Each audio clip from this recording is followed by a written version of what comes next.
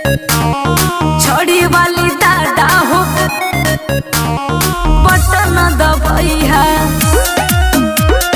Button दबैया,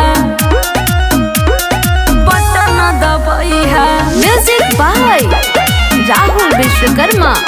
button दबैया। लोकसभा घोषी के अब के चुनाव में चाचा चाची हमरे ही रही है सुझाव में।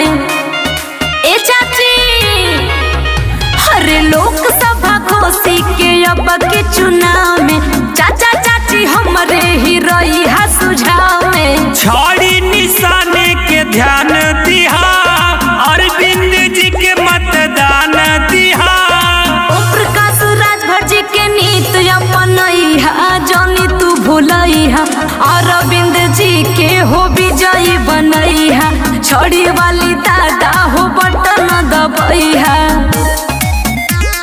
छोड़ी वाली दादा हो बटन दबैहा, बटन दबैहा।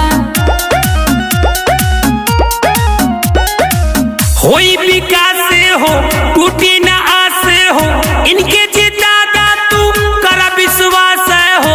ए चाचा भूलैया मत छड़ी निशान। अरुण भैया करेले गोहार, कर बिनती राजू राजभर। बानी के रही है ये बेटा नु हो, सांसद बनावा के जेता नु हो।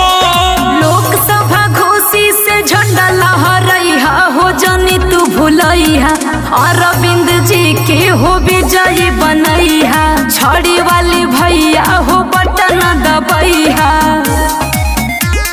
छड़ी वाली दादा हो बटन दबैहा, बटन दबैहा। ए चाचा चाची हो, ए दीदी भैया हो, छड़ी निशान के बटन दबैया हो। ए भैया ए दीदी छड़ी के बटन दबैया। दुखी गरीब के सुनिए पुकार, बस इनके जिता दा एक बार। कुंजे अनिल के लिया लिहा हो, बुथवा पे जाके ना बदली जइहा हो। कहेली आरती अब की लाज बचैहा, जानी तू भूलैहा, अरविंद जी के हो विजयी बनैहा। छड़ी वाली भैया हो बटन दबैहा।